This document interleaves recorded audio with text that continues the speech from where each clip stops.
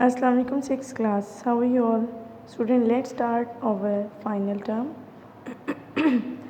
In this term we will study chapter number 7, forces and their effect. Let's start reading. A force is a push or pull. बेटा force क्या होती है? किसी भी चीज़ को push करना, धकेलना या किसी चीज़ को खींचना. Some forces only act when two objects are touching. दो ऐसी जो कुछ फोर्सेस हैं वो सिर्फ तब अमल करती हैं जब दो ऑब्जेक्ट्स जो हैं उनको टच किया जाए. These are called contact forces. इसको हम बोलते हैं contact forces. Some forces act at the distance. कुछ फोर्सेस जो हैं वो डिस्टेंस से, कुछ फासले से अमल करती हैं. For example the gravitational pull of the earth holds the moon in its orbit. आपको पता है कि मून जो है वो अर्थ के इर्द गिर्द सर्कुलेट करता है, चक्कर लगाता है, घूमता है. और यही जो अर्थ की पुल है, ग्रेविटेशनल पुल, उसकी वजह से मून एक ऑर्बिट में हमेशा at a distance of over 3,50,000 kilometre, तकरीबन 3,50,000 किलोमीटर का जो डिस्टेंस है, इतने फासले तक ये ग्रेविटेशनल पुल उसको बाउंड रखती है कि जिसमें ये अपने अर्थ के गिर्द जो है ऑर्बिट में सर्कुलेट करता रहता है.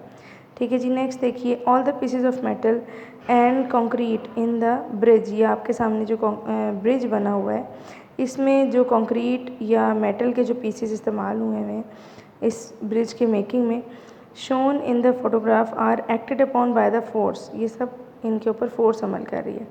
This changes their shape. और इस फोर्स की मदद से इनकी शेप को चेंज करके जो है ना वो इस शक्ल में ढाला गया है. Some pieces are in tension. कुछ पीसेज जो है टेंशन में, जैसे कि आपके सामने ये रस्सी जो है वो खींची हुई है जी. Forces are stretching them. Force उनको खींच रही है. Some pieces are being compressed. उनको कुछ पीसेज को कंप्रेस किया गया, दबाया गया.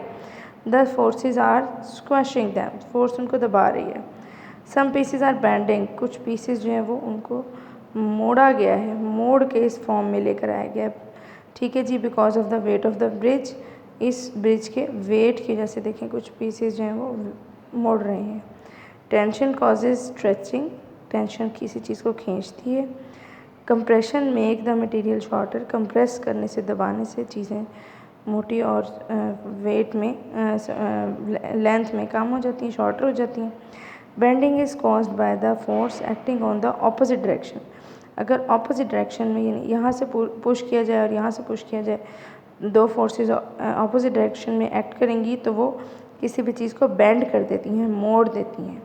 नेक्स्ट देखिए, नेक्स्ट पेज पे, forces can make things start moving. कुछ फोर्सेस की मदद से चीज़ें जो है वो मूव करना स्टार्ट हो जाती हैं.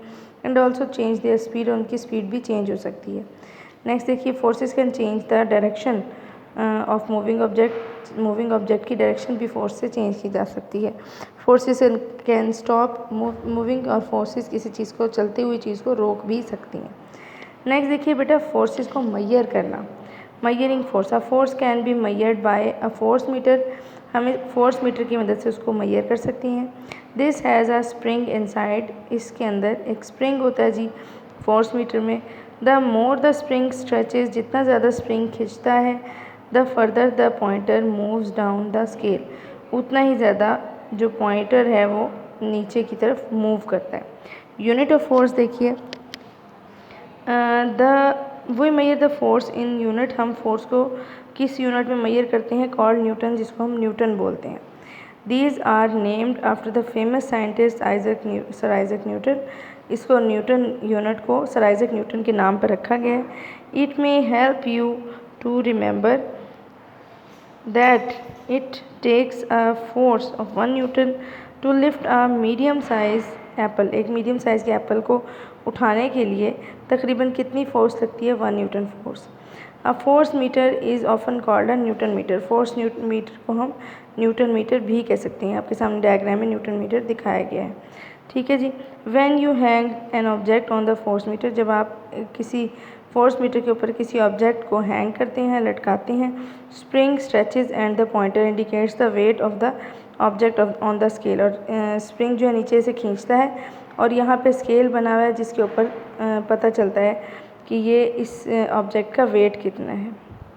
वाई डू थिंग्स फ्लोट, चीज़ें तैरती कैसे हैं। Suppose the object is hung in the beaker of water, फ़र्ज़ करें कि पानी के बीकर के अंदर किसी ऑब्जेक्ट को लटकाया गया है। Notice how the reading on the force meter पे आपने पहले देखना है कि रीडिंग कितनी आ रही है। जितनी आ रही थी उससे रीडिंग इज़ स्मॉलर, रीडिंग जो है वो पानी में लटकाने के बाद कम हो जाती है। The object has appear to lose weight, ऐसा लगता है कि पानी में जाने से ऑब्जेक्ट ने अपना वेट लूज़ कर लिया है। The Greek philosophers Archimedes notice this about 2000 years ago, तकरीबन 2000 साल पहले एक ग्रीक फ़िलासफ़र जिसका नाम आर्शिमिदेस था, उसने इसको नोटिस किया। He suggested that the object had not really lose weight, उसने कहा कि ये एक्चुअली वेट लूज़ नहीं कर रहा, but that it was the water push up it on the that made it seems as if it had, क्योंकि उसने बताया कि एक्चुअली ये वेट लूज़ नहीं कर रहा, लेकिन चूँकि पानी कुछ फोर्स के साथ इसको ऊपर की तरफ धकेलता है, पुश करता है अप थ्रस्ट की वजह से, उसकी वजह से इसका जो वेट है वो कम लगता है।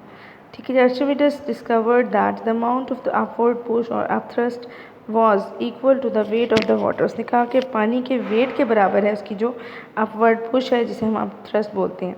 That had been displaced by the object, और इसने उतना ही वज़न जो है ऑब्जेक्ट का कम शो किया है। For example, a block of metal has a volume of 1000 centimetre cube and weight to 20 newton, इसका वेट बेटा फ़र्ज़ करें कि 20 न्यूटन है हवा में, एयर में, ठीक है जी, और वॉल्यूम है 1000 centimetre cube.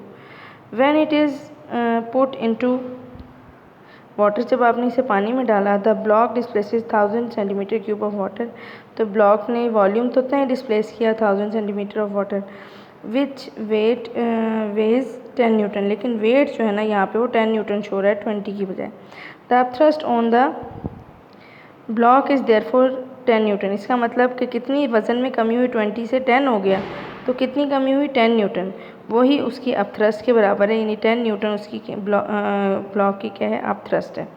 So the metal block will appear to weight only 10 newton, इसी वजह से उसका वेट जो है वो सिर्फ 10 न्यूटन शो हो रहा है। उसके बाद देखिए बेटा जी बेटा नेक्स्ट पेज देखिए, page number 92, balanced force. It is the upthrust that keep the boat floats, यानी ये अपथ्रस्ट की ही फोर्स है जिसकी वजह से कोई बोट जो है वो तैरती है या पानी में फ्लोट करती है।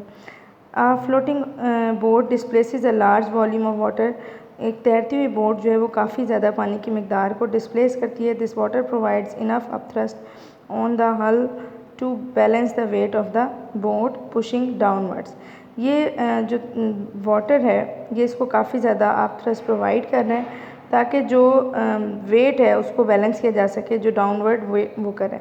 अगर अपथ्रस्ट ना होती तो ये इस वेट की जैसे पानी में डूब जाती, लेकिन इसी अपथ्रस्ट की वजह से वेट और जो अपथ्रस्ट है वो बैलेंस कर लेते हैं और बोट जो है वो फ्लोट करती है। डेंसिटी देखें, block of lead has much more mass in the every centimetre, lead का जो यानी ब्लॉक है उसका मैस काफ़ी ज़्यादा होता है than the block of wood, लकड़ी का ब्लॉक जो है वो लाइट होता है। We say that led is denser, हम ये कहते हैं कि लेड जो है वो डेंसर है, and has a higher density, इसकी डेंसिटी ज़्यादा होती है दैन वुड की बनस्बत। डेंसिटी को हम कैसे मालूम कर सकते हैं, density can be calculated using this equation, density is equal to mass per unit per mass over volume. Unit of density commonly used are gram per centimetre cube और kilogram per metre cube, ये इसके बेटे units हैं। Water has a density of 1 gram per centimetre cube, objects having a density less than this will float in the water, यानी पानी की से कम जिसकी भी डेंसिटी होगी 1 ग्राम पर सेंटीमीटर क्यूब से कम जिसकी होगी वो पानी में फ्लोट करेगा। Objects have a density higher than this will sink in the water, और जिसकी भी डेंसिटी ये 1 ग्राम पर सेंटीमीटर क्यूब से ज़्यादा होगी वो पानी में डूब जाएगा। ठीक है जी बेटा, यहाँ पे आज की रीडिंग फिनिश करते हैं, नेक्स्ट लेक्चर में इंशाल्लाह नेक्स्ट रीडिंग करेंगे। Thank you so much class.